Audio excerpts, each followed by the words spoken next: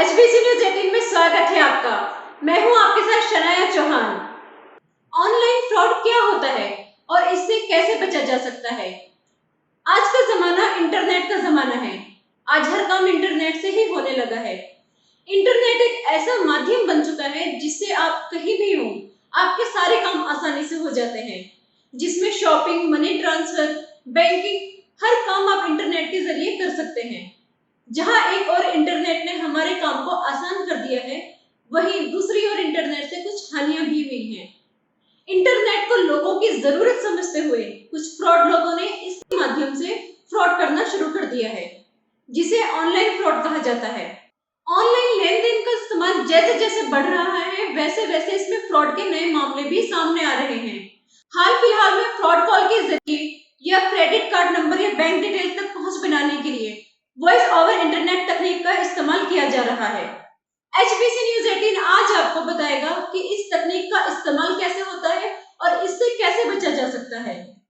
लेकिन इससे पहले आइए जानते हैं कि ये ऑनलाइन फ्रॉड कितनी तरह का होता है। ऑनलाइन फ्रॉड का सबसे बड़ा माध्यम फिशिंग होता है। ये फ्रॉड इंटरनेट पर धोखाधड़ी का वह तरीका है जिसमें एक जाली वेब पेज या मेल के जरिए लोगों से उनकी व्यक्तिगत व गोपनीय सूचनाएं आदि ले ली जाती हैं और उनसे अवैध तरीके से पैसा निकाल लिया जाता है। दरअसल यूजर्स वेबसाइट को सही समझकर उस पर अपनी सभी बेसिक जानकारी साझा कर देता है और बाद में वह फ्रॉड का शिकार हो जाते हैं। विशिंग भी ऑनलाइन फ्रॉड का ही एक माध्यम है। इसमें जालसाज टेलीकॉलिंग का इस्तेमाल करते हैं। फ्रॉड कॉल करने वाले कॉल का उपयोग कर यूजर्स से संवेदनशील जानकारी निकाल लेते हैं। जो जालसाज कॉल करते हैं वे खुद को किसी कंपनी या बैंक से जुड़ा कर्मचारी बताते हैं। ऑनलाइन फ्रॉड में तीसरा नंबर आता है कस्टमर केयर कॉल का। अगर आपको अपने बैंक खाते को लेकर कोई समस्या है तो आप बैंक के कस्टमर केयर का नंबर खोजते हैं और जो पहले लिंक नजर आता है आप उस पर क्लिक कर देते हैं। बाद में आप उस नंबर को कॉल करते हैं तो दूसरी तरफ का व्यक्ति आपसे आपकी सारी जानकारी ले लेता है। बाद में आपको पता चलता है कि आपके साथ तो धोखाधड़ी हुई है। यानी यह जानना जरूरी है कि अक्सर पॉपअप करने वाली पहली संख्या असली नहीं होती। नकली नंबर डालकर जालसाज खुद की असली वेबसाइट होने का दिखावा करते हैं। जालसाज इस तरह की वेबसाइट को गूगल में टॉप रैंकिंग में लाने के लिए हर संभव कोशिश करके उसे सबसे ऊपर लाते हैं। अमूमन ऐसी धोखाधड़ी तब होती है जब लोग बड़े बैंकों के ब्रांच के फोन नंबर खोजते हैं। भारत में 50 करोड़ से ज्यादा लोग पेटीएम जैसे अलग अलग तरह के मोबाइल वॉलेट का इस्तेमाल कर रहे हैं, जिन्हें यह लगता है कि पैसे मोबाइल वॉलेट में है तो कोई खतरा ही नहीं है। लेकिन ये गलत धारणा है, क्योंकि कभी मदद करने के नाम पर, कभी केवाईसी या अपडेट करने के नाम पर, कभी कैशबैक पाने के नाम पर रोज सैकड़ों भारतीयों के बैंक के खाते साफ करने की साजिश हो रही है। ऑनलाइन फ्रॉड में झारखंड का जामताड़ा सबसे आगे है। ये जगह झारखंड का एक गांव है। ये एक ऐसा गांव है जहां मोबाइल नेटवर्क की बेहद दिक्कत है, लेकिन फिर भी जामताड़ा से ऑनलाइन फ्रॉड को अंजाम दिया जा रहा है। जामताड़ा को ऑनलाइन फ्रॉड का हब कहा जाता है। जामताड़ा से आया एक कॉल आपके बैंक अकाउंट को सेकंडों में खाली कर सकता है। जामताड़ा से नेता, अभिनेता, बिजनेसमैन सभी ठगे जा चुके हैं। देश में 60% ऑनलाइन फ्रॉड के मामले जामताड़ा से ही हैं। जामताड़ा के साथ साथ ये ठग देश के और कोनों में भी छिपकर अपना जाल फेंकते हैं। शायद ही किसी राज्य की पुलिस हो जो जामताड़ा ना गई हो। करीब 9 महीने पहले डिस्ट्रिक्ट साइबर सेल मोहाली की ओर से यूपी से 2 ऐसे ठगों को पकड़ा गया था जो खुद को इंडियन आर्मी ऑफिसर बताकर ऑनलाइन लोगों से ठगी करते थे। इन दोनों ठगों के कारण मोहाली के गांव जुझार नगर में रहने वाले 19 साल के बीटेक स्टूडेंट सागर ने आत्महत्या कर ली थी। इन ठगों द्वारा सागर से 30,000 की रकम OLX के माध्यम से ली गई थी। ऐसा ही सीएम अमरिंदर सिंह की पत्नी भी इस धोखाधड़ी का शिकार हो चुकी हैं। सीएम अमरिंदर सिंह की पत्नी श्रीमती परमिंदर कौर को अगस्त 2019 में 23 लाख रुपए की साइबर ठगी का शिकार बनाया जा चुका है। ठग ने फोन करके खुद को बैंक प्रबंधक बताते हुए धोखाधड़ी की वारदात को अंजाम दिया था। फोन कॉल की पड़ताल के बाद झारखंड के रांची से पंजाब पुलिस की टीम ने जालसाज को गिरफ्तार किया। ऐसे एक दो नहीं, हजारों केस होते हैं जिनमें जालसाजों द्वारा लोगों को ऑनलाइन चूना लगाया जाता है। अक्सर लोग सही जानकारी ना होने के कारण ऐसे धोखाधड़ी का शिकार हो जाते हैं। इसलिए जरूरत है सही जानकारी रखने की और सतर्क रहने की। ऑनलाइन फ्रॉड ज्यादातर एक गिरोह में काम करते हैं। इनका नेटवर्क जगह जगह फैला होता है। ये लोग इंटरनेट की जानकारी रखते हैं और इनकी नजर आपके बैंक खातों पर होती है। लेकिन ऑनलाइन फ्रॉड का एक दूसरा तरीका ऑनलाइन शॉपिंग फ्रॉड भी है। ऑनलाइन फ्रॉड का एक दूसरा तरीका ऑनलाइन शॉपिंग फ्रॉड भी है। आजकल कपड़ों से लेकर फर्नीचर तक ऑनलाइन ही मंगवाया जाता है। ज्यादातर लोगों के पास वक्त की कमी होने के कारण लोग ऑनलाइन शॉपिंग को ज्यादा महत्व देने लगे हैं। हमारे पास सोशल मीडिया प्लेटफॉर्म्स पर कई ऐसे विज्ञापन आते हैं जिसमें हजारों की चीज 100 या 150 रुपए में खरीदने का मौका दिया जाता है। इस तरह के मैसेजेस के लिए अमेज़न और फ्लिपकार्ट जैसी वेबसाइट का लोगो भी इस्तेमाल किया जाता है। अगर इस विज्ञापन को ध्यान से देखा जाए तो इनका URL अलग नाम से होता है। इस तरह के विज्ञापन पर भरोसा करना हानिकारक हो सकता है। इससे आपके पास नकली सामान भी डिलीवर किया जा सकता है। हमारे व्हाट्सएप पर भी कभी कभी ऐसे लिंक सेंड किए जाते हैं जिसमें 1 लाख का मोबाइल 1 रुपए में ये प्रधानमंत्री की तरफ से लैपटॉप देने का लालच दिया जाता है। ये सभी लिंक स्पैम लिंक होते हैं। इन लिंक पर क्लिक करते ही हम ऑनलाइन शॉपिंग के फ्रॉड का शिकार हो जाते हैं। इसलिए ऑनलाइन शॉपिंग से इस तरह के किसी भी लिंक पर क्लिक नहीं करना चाहिए। ये लिंक अक्सर ब्लू कलर में दिखाए जाते हैं। ये लिंक सिर्फ लालच देने के लिए भेजे जाते हैं। आजकल एक नया ट्रेंड चल गया है कि हमारे पास कई बार कोई मैसेज आते हैं कि आप लोगों ने कौन बनेगा करोड़पति से लाखों रुपए जीते हैं। हमें लालच दिया जाता है कि हमारा नंबर लकी ड्रॉ में निकला है। हम में से ज्यादातर लोग इस लालच में आकर अपनी सारी बैंक डिटेल्स दे देते हैं जिससे हम बाद में ठगी का शिकार हो जाते हैं। ऑनलाइन फ्रॉड का एक तरीका सोशल मीडिया भी है। FB, इंस्टा पर फ्रॉड आपकी नकली ईमेल आईडी बनाकर आपके देश विदेश में रहने वाले दोस्तों रिश्तेदारों से आपके नाम से पैसे ठगते हैं। ऐसा ही कुछ हुआ चंडीगढ़ के DSP दिलशेर सिंह चंदेल के साथ। ठगों ने DSP चंदेल का फर्जी फेसबुक अकाउंट बनाकर भारत और विदेश में बसे उनके दोस्तों और रिश्तेदारों से पैसे की मांग की।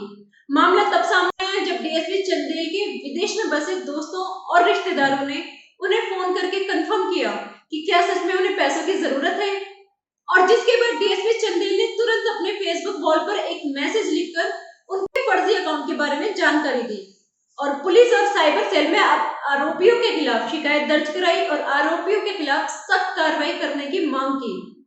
भारतीय रिजर्व बैंक ने ग्राहकों के डिजिटल ट्रांजैक्शन में धोखाधड़ी से बचाने के लिए कई अहम कदम उठाए हैं। केंद्रीय बैंक ने कहा है कि अगर इलेक्ट्रॉनिक लेन-देन से जुड़ी धोखाधड़ी की जानकारी ग्राहक बैंक को 3 दिन के अंदर दे देता है तो उसे कोई नुकसान नहीं उठाना पड़ेगा। RBI ने यह भी कहा है कि निर्धारित समय में बैंक को सूचना दे देने पर ग्राहक के खाते से धोखाधड़ी से निकाली गई रकम 10 दिन के अंदर उसके बैंक खाते में वापस आ जाएगी। यही RBI ने आगे कहा कि अगर बैंक खाते से हुई धोखाधड़ी की रिपोर्ट 4-7 दिन के बाद की जाती है तो ग्राहक को 25,000 रुपए तक का नुकसान खुद उठाना होगा। अगर यह नुकसान खाता धारक की लापरवाही से हुआ है, जैसे OTP, CVV या डेबिट कार्ड नंबर किसी और को बताने की वजह से हुआ है, तो ग्राहक को पूरा नुकसान उठाना पड़ेगा। RBI ने ग्राहकों के पैसों की सुरक्षा के लिए तो कदम उठा लिए हैं, लेकिन ग्राहकों को भी सावधान रहने की जरूरत है। ऑनलाइन फ्रॉड से बचने का तरीका क्या है, इस बारे में जानने के लिए आज मैंने पंचकुला के साइबर क्राइम के SSP पंकज नयन से बातचीत की। आइए सुनते हैं उन्होंने क्या कहा। नमस्कार, HBC न्यूज़ 18 में स्वागत है आपका। साइबर क्राइम कैसे होता है और इससे रोका कैसे जा सकता है, इसी मुद्दे पर आज बात करने के लिए मेरे साथ मौजूद हैं पंचकुला के IPS SSP पंकज नयन जी। बहुत बहुत स्वागत है सर आपका। सर, सबसे पहले आप ये बताइए कि साइबर क्राइम कैसे होता है। देखिए, अगर आप साइबर क्राइम पर आते हैं तो 2 तरीके के मेनली क्राइम्स हैं। एक फाइनेंशियल फ्रॉड्स हैं जिसमें पैसे का कोई लेन देन होता है। दूसरे जो नॉर्मल हमारे क्राइम्स है, कोई ईव टीजिंग का है, किसी महिला के साथ छेड़खानी साइबर वर्ल्ड में हो रही है, या फिर कोई फेक प्रोफाइल बनाकर किसी की फ़ोटोग्राफ या वीडियो लगा देना है। तो ब्रॉडली हम 2 कैटेगरी में डिवाइड कर सकते हैं। एक फाइनेंशियल से रिलेटेड है और एक जो बाकी सभी क्राइम जो साइबर वर्ल्ड में हो रहे हैं। सर, जैसे अगर मेरे साथ में मैं काम लेडी हूँ, अगर मेरे साथ कोई बैंकिंग फ्रॉड हो जाता है या कोई शॉपिंग फ्रॉड होता है तो सबसे पहले मुझे क्या स्टेप लेना चाहिए। इसमें मैं ये कहूँगा कि अगर आपके साथ किसी भी तरीके का कि किसी भी व्यक्ति के साथ अगर ये क्राइम हो रहा है तो सबसे पहले तो जो आपका बैंक है या कोई आपका जो वॉलेट है जिससे आपके पैसे गए हैं उसको आप इमीडिएटली इन्फॉर्म करें ताकि आगे की फर्दर ट्रांजैक्शन ना हो। इसके साथ साथ आप अपने नियरेस्ट पुलिस स्टेशन में या फिर national cyber crime recording portal है वहाँ पर भी आप अपनी ऑनलाइन कंप्लेंट तुरंत दे दें ताकि वो फर्दर इस तरीके का क्राइम आपके साथ ना हो और उसकी क्राइम की इन्वेस्टिगेशन भी हो सके। सर, जैसे आरबीआई ने निर्देश दिए थे कि अगर आपके साथ बैंकिंग फ्रॉड हो जाता है तो आपके पैसे वापस आपको मिल जाएंगे, लेकिन उसमें शर्त ये रखी गई है कि ओटीपी अगर आपने किसी को ना दिया हो, तो इसके बारे में क्या आप थोड़ी रोशनी डालिए इस पर। जो आरबीआई के निर्देश है वो बड़े क्लियर हैं कि अगर आपके साथ इस तरीके का साइबर फ्रॉड होता है जो आपने जिसके आप पार्टी नहीं हैं, मान लीजिए कि आपका बैंक अकाउंट को ही किसी ने कम्प्लीटली हैक कर लिया है, तो वो आरबीआई ने सभी बैंक्स को कहा है कि वो इंश्योर्ड है और हर व्यक्ति को उसके पैसे अगर इस तरीके का फ्रॉड होता है तो वापस मिलेंगे। पर आप अगर अब खुद अपने साथ फ्रॉड करवा रहे हैं, आपने अपना बैंक नंबर किसी को शेयर कर दिया, आपने अपना ओटीपी शेयर कर दिया, तो ये उस चीज़ में कवर नहीं होते हैं। बैंक ये मानता है कि ये जो है फ्रॉड आपकी जो ने खुद शेयर किया है। तो मेरा आप सभी से अनुरोध ये है कि एक अवेयरनेस ज़रूर रखें, किसी भी अनजान व्यक्ति को अपना आईटीपी बैंक डिटेल्स बिल्कुल शेयर ना करें क्योंकि आप फिर खुद उसमें पार्टी बन जाते हैं। जैसे आपने देखा आईपीएस पंकज नैन जी ने हमें ये बताया कि कैसे होता है, किस तरह से इसको रोका जा सकता है। बहुत बहुत शुक्रिया सर आपका एचबीसी न्यूज़ 18 के साथ जुड़ने के लिए।